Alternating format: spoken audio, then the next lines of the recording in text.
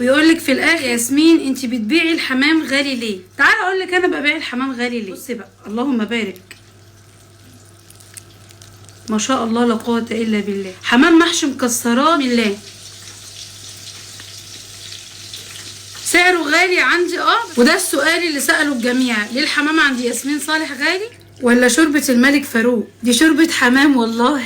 اما بقى اللي هتحط لايك حلو للفيديو ده، يا رب يا رب تكون عند سيدنا النبي في القريب العاجل. قولوا امين.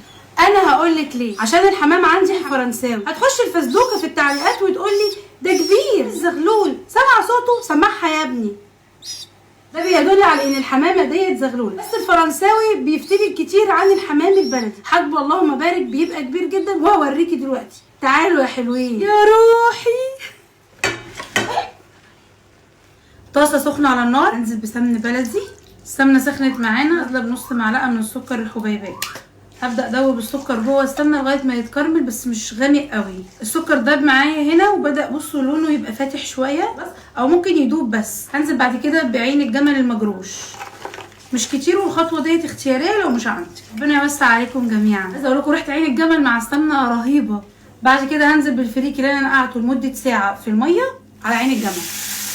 افضل اقلب في الفريك بتاعي لما الاقيه كله اتغلف بالسمنه اللي انا كنت حطاها عشان ما يعجنش معايا. بعد كده هحط مكعب من المرق، واحط شويه من الملح، شويه بهارات مشكله 7 بهارات او اللي انا بعتها لكم في العروض، فلفل اسود. بصوا بدات ريحه الفريك مع عين الجمل رهيبه. بعد كده عندي لحمه مفرومه كنت معصجاها عادي بالبصل والسمنه. احط بقى اللحمه المفرومه بتاعتي كده، اقلب بقى اللحمه المفرومه مع الفريك. بعد كده هبدا انزل بالزبيب بقى عندي بالشكل دوت. بعد كده هجيب نص كوبايه ميه سخنه وهبدا اسقي بيها الفريك بتاعي. اغطي عليه بالشكل دوت لغايه ما ياخد معايا نص سوا. بعد كده نرجع. اول حاجه الحمامه اهيت لازم تتصفق. بسم الله.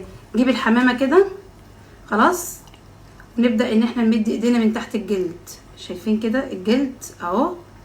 هبدا كده بالراحه. حد ممكن يقول لي انت ممكن تعمليها جيب عشان الفريك بتاعك ما ينزلش. هقول لك لا عادي، انا واخده على كده. بصوا لحم الحمام الفرنساوي احمر ازاي. ايدي كلها دخلت تحت جلد الحمامه.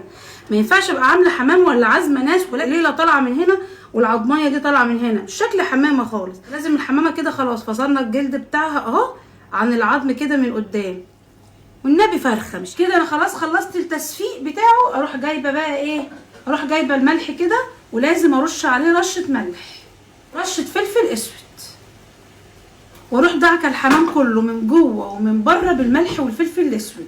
بعد ما الحشوه بتاعتي بردت شويه، ما ينفعش احشيها وهي سخنه مولعه. اجيب الحمام وهبدا بقى ايه اروح حشيها. خلصت بقى كده الحشو. الحمامه بعد ما انا حشيتها خلاص، بصوا انا حشيتها هنا كده من جوه. لازم ارسمها بقى قبل ما تنزل الحل. ارسم الحصله بتاعتها كده، ارسمها واجيب جناحها لورا. لازم ارسمها كده رسم. بصوا اهي عشان تطلع معايا بنفس الرسمه اللي انا هنزلها بيها. عندي ميه بتغلي واروح نازله بالحمامه كده اهو. ما شاء الله. اغطي عليه النار بس لمده 10 دقايق. بعد كده هروح فاتحه الغطا لغايه ما يكمل سوا. مش هخلي الغطا متغطي للاخر. هنا كده اتسلق، ولازم اسيبه لغايه ما يتشمع بالشكل ده. يعني ما ينفعش بعد ما يتسلق على طول محمره. لازم اسيبه لما يبرد ويعمل الجلده دي كده عشان ما يلزقش مني. عندي القشطه هنا كده كنت خلاص ضربتها كده زي ما انتم شايفين. ممكن كمان تستبدليها بكريمه لباني. اجيب بقى كده الحمام وهبدا ان انا بصوا هبدا ان انا ادهنه كله كده بالشكل ده. جيب الطاسه، ضروري جدا نحط زيت، نص سمنه نص زيت. بعد كده ننزل بالسمنه. بعد ما سخنت معانا بسم الله، عقبال بقى ما يتحمر اجيب الشوربه اللي احنا سلقنا فيها الحمام. انزل فيها بنص كوبايه من اللبن، نص كوبايه كمان من الكريمه اللباني، اخيرا مكعب من الزبده النيوزيلندي.